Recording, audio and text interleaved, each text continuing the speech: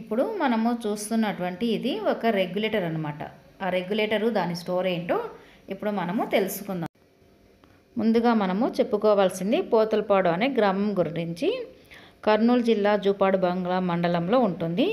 ఈ గ్రామము శ్రీశైలం ప్రాజెక్టు నుంచి కుడి కాలువలోకి నీటిని ఎత్తిపోసే వ్యవస్థకు అవసరమయ్యే హెడ్ రెగ్యులేటరు అక్కడ పెట్టారు.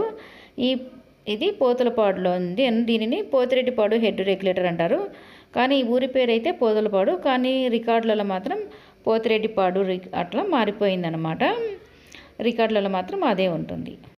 మనము దీని గురించి తెలుసుకోవడానికి, సులభంగా అర్థం కావడానికి 2 పాయింట్లలో అయితే చెప్పుకుందాము.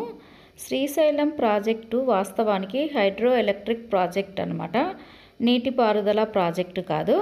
ఒరిజినల్ ప్లాన్లో సాగునీటి కాంపోనెంట్ లేనందువలన, నాగార్జున సార్ లాగా కాదు ఇది. సాగునీటి కాంపోనెంట్ లేనందువలన వీటికి కాలువలు అవసరం లేదు. ఎలక్ట్రికల్ జనరల్ కోసమో అట్లా నీటిని విడుదల చేస్తారు. అవసరమైన పారామీటర్స్ నిండిన తర్వాత నీటిని క్రిందికి వదులుతారనమాట. జనరల్గా కానీ శ్రీశైలానికి కుడి కాలువ వచ్చింది, 1 కాదు 2. అందులో మొదటిది కుడిగట్టు కాలువ. ఇందులోనే ఇప్పుడు మనము చెప్పుకోండేది రెండోది పోతిరెడ్డిపాడు ఒకటనమాట.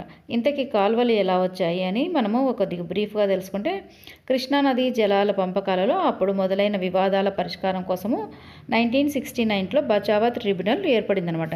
ఇది ఒక జడ్జి పేరు అన్నమాట. అందువలన ఆ పేరు వచ్చేసింది ఆ ట్రిబ్యునల్కి. తెలుగులో ధవళేశ్వరం, ప్రకాశం బ్యారేజ్, అప్పటికి ఆల్రెడీ బ్యారేజ్లు ఇవన్నీ ఉన్నాయన్నమాట. ఈ ప్రాజెక్టులు ఉండడంతో ఆ ప్రాంతాలు చాలా బాగా బలపడ్డాయి. నాగార్జున సాగర్ పూర్తిగా ఉందన్నమాట. నెహ్రూ అంటే మనకు ఫ్రీడమ్ వచ్చిన తర్వాత నెహ్రూ పిఎంగా ఉన్నప్పుడు మనకు శ్రీశైలం ప్రాజెక్టు నిర్మాణం కూడా కంప్లీట్ అయిపోయింది. కృష్ణా జిల్లా పంపకాలలో కర్ణాటక, ఆంధ్ర, మహారాష్ట్ర మధ్యలో ఉన్న బచావత్ ట్రిబ్యునల్ ఈ 3 రాష్ట్రాలకు గాను నీళ్ళ వాటా ఇంత అని పంచిచ్చిందనమాట. ఇప్పుడు మనము పోతిరెడ్డిపాడు ప్రాజెక్టు గురించి చెప్పుకుందాం. బచావత్ ట్రిబ్యునల్ వచ్చినప్పుడు తమిళనాడు ప్రభుత్వం ఒక రిక్వెస్ట్ ఇచ్చింది. నీళ్ల కరువుతో అల్లాడుతున్న మాకు నదుల సౌకర్యం అంతగా లేదు, కనీసం మద్రాసుకు నీరు ఇవ్వండి అని రిక్వెస్ట్ చెప్పిందనమాట. 15,000 టీఎంసీ వాటర్ ఇవ్వడానికి బచావత్ ట్రిబ్యునల్ ఒప్పుకుందనమాట.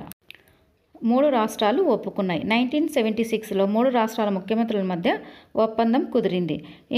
ఇంతకీ ఎక్కడి నుండి ఇస్తారు ఈ వాటర్ అన్నప్పుడు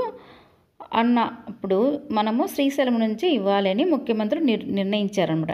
1977లో ఎన్టీఆర్ ముఖ్యమంత్రిగా ఉన్నప్పుడు తెలుగుగంగ కాలువగా ఈ పోతిరెడ్డి ప్రాజెక్టుకు ప్రాణం పోసుకుందన్నమాట. ఈ ప్రాజెక్టు కోసము ఆ పోతలపాడు గ్రామంలో ఉన్నటువంటి ప్రతి రైతు తన పొలాలను కొన్ని ఎకరాలు 20-30 అట్లా ఎకరాలను పోగొట్టుకోవాల్సి వచ్చింది. ఈ ప్రాజెక్టు కోసం ఇచ్చిన భూములు జూన్ జూలైలలో నీరు వదులుతారనమాట. అప్పుడు ఈ భూములన్నీ మునిగిపోతాయి. అందులో భాగంగానే శ్రీశైలం వాటర్ రావడంలో ఇప్పుడు చూపిస్తున్నాను కదా, ఇక్కడ క్లిక్ అవుతుంది కదా ఒక వీడియో. ఇవన్నీ అనమాట పొలాలు అన్నమాట, అప్పుడు ఇచ్చినటువంటి పొలాలు.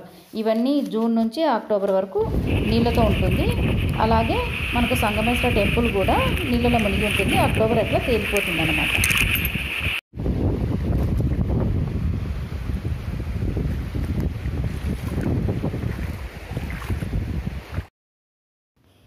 ఈ వాతావరణం చూస్తుంటే ఒక బీచ్లో ఉన్నట్లు ఉంటుంది కదా. ఇక్కడ ఆ 3 months టైంలో చాలామంది సరౌండింగ్ ప్లేసెస్ నుంచి ఇక్కడ చేపలు 5 కిలోల చేప, 6 కిలోల, 7 కిలోల చేప పడుతుంటాయి అన్నమాట. చాలా టేస్టీగా ఉంటాయి. చాలామంది వచ్చి ఒక జాతరలాగా వచ్చి ఎంజాయ్ చేసి చేపలు తీసుకెళ్తూ ఉంటారు. ఉదయం ఎర్లీ మార్నింగ్ చీకట్లో 6 గంటలకు చేపలు పట్టే వాళ్ళు వలలు వేస్తారు.